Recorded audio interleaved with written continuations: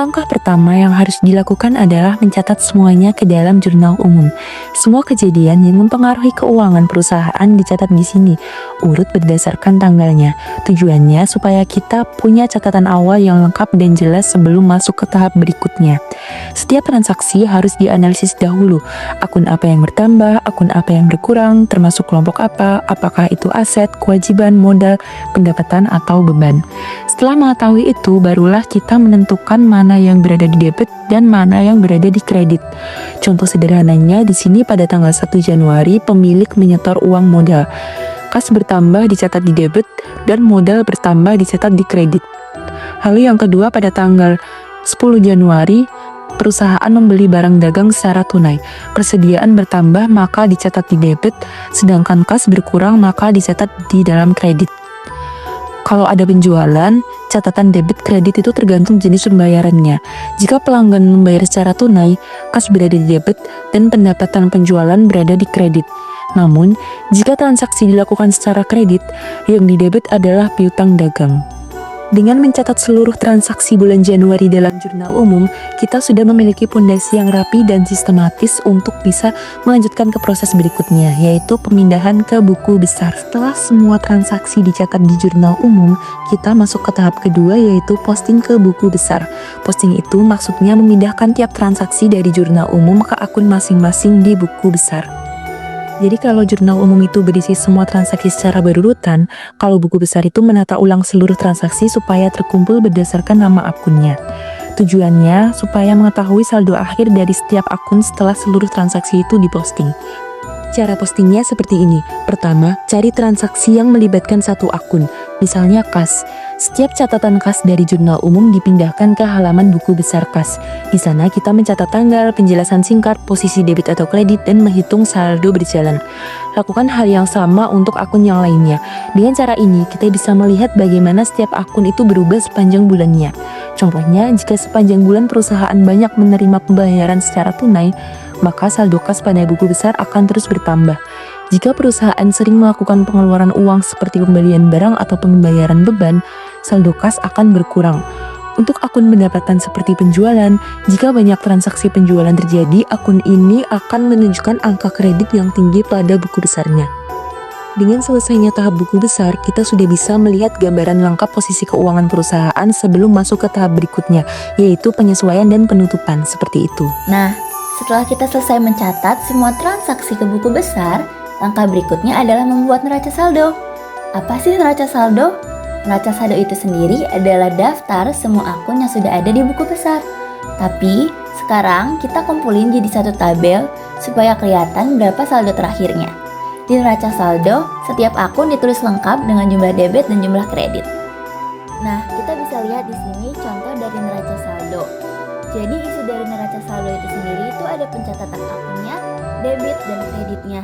Kita bisa lihat di situ ada beberapa akun seperti kas, piutang, dan segala macamnya.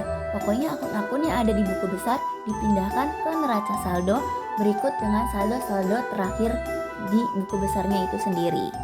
Sekarang kita lanjut ke jurnal penyesuaian, karena ada beberapa saldo yang harus disesuaikan.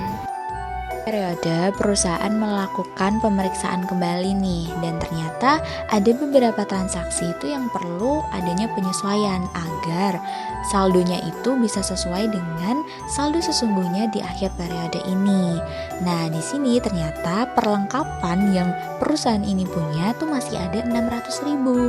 Maka di sini kita bisa tulis di sisi debit sebesar yang telah terpakai, yaitu 1.200.000 dengan jurnal beban perlengkapan, dan di kredit juga sebesar 1.200.000 dengan jurnal perlengkapan. Nah, perusahaan itu juga punya komputer yang ternyata komputer itu tuh masa pakainya tuh diperkirakan 4 tahun. Maka kita harus menghitung penyusutannya. Karena ini periode Januari, kita bisa menghitung dengan 6 juta dibagi 4 dan hasilnya nanti dibagi 12 yang akan menghasilkan sebesar 125.000. Dan di sini kita bisa tulis di debit dengan jurnal beban penyusutan peralatan, dan kita bisa tulis di kredit dengan nominal yang sama yaitu 125.000 dengan jurnal akumulasi penyusutan peralatan. Nah, perusahaan itu juga membayar iklan sebesar 500.000 di awal Januari. Ternyata setelah dicek, yang 200.000 itu baru akan tayang di bulan berikutnya, yaitu bulan Februari. Maka kita bisa hitung dan kita bisa taruh di sisi debit dengan nominal yang telah terpakai, yaitu 300.000 dengan jurnal beban iklan, dan di sisi kredit 300.000 juga dengan jurnal iklan dibayar di muka.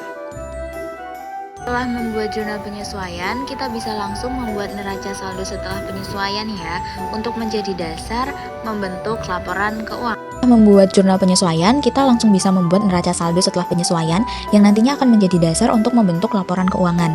Nah, untuk akun-akunnya ini kita bisa tambahkan di akun-akun jurnal penyesuaian tadi yang sebelumnya tuh nggak ada di akun neraca saldo sebelum penyesuaian.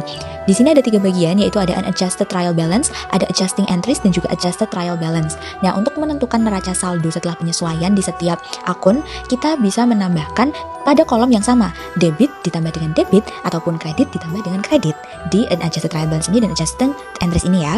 Setelah itu, kalau ada 2 kolom yang berbeda yaitu debit dan kredit, maka kita bisa mengurangkan keduanya. Tapi kalau hanya ada 1 kolom, baik itu di unadjusted trial balance ataupun adjusting entries, kita bisa langsung menaruhnya di posisi saldo yang normalnya ya di adjusted trial balance ini. Kita akan nyari contoh di sini, kas itu ternyata nggak ada perubahan di penyesuaian, sehingga kita bisa langsung masukkan dia ke sisi debit adjusted trial balance-nya.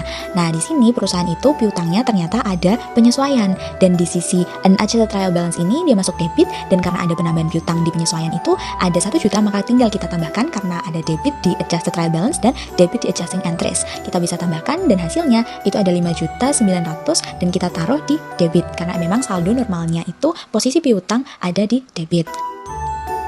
Baik teman-teman, kita lanjut ke laporan keuangan. Nah, untuk laporan keuangan itu terdiri dari 4. Yang pertama itu ada laporan laba rugi, laporan perubahan laba ditahan, laporan posisi keuangan, dan laporan arus kas. Nah, untuk yang pertama itu laporan laba rugi. Nah, gimana sih cara ngitungnya, kita laba atau enggak? Nah, itu dari penjualan, kita kurang-kurangin seperti retur penjualan, potongan penjualan, dan HPP. Nah, itu hasilnya itu nanti kita mendapatkan laba kotor. Setelah laba kotor itu biar menjadi laba bersih, kita kurangi oleh beban-beban seperti beban sewa, beban gaji, dan lain sebagainya. Nah, untuk toko Sukses Makmur ini mendapatkan laba bersih sebesar 3.900.000. Nah, selanjutnya ada laporan perubahan laba ditahan. Nah, untuk toko Sukses Makmur ini ada pembayaran prive sebesar 1.500.000. Jadi untuk laba ditahannya menjadi 2.400.000. Jadi kita lanjut ke laporan posisi keuangan. Apa sih laporan posisi keuangan itu? Nah, itu laporan yang isinya tuh aset dan liabilitas dan ekuitas kita. Jadi aset sama dengan liabilitas dan ekuitas.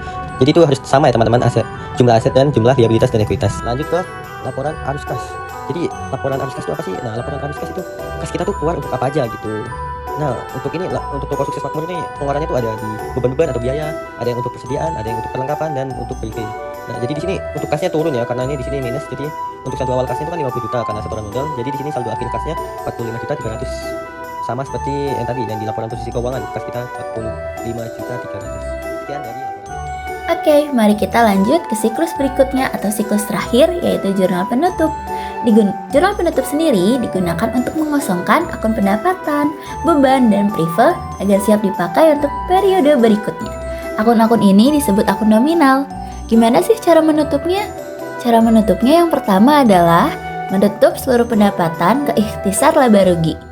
Pendapatan dikredit sepanjang bulan, jadi pada jurnal penutup pendapatan akan didebit dan dipindahkan ke akun ikhtisar laba rugi. Lalu yang kedua adalah menutup seluruh beban ke ikhtisar laba rugi.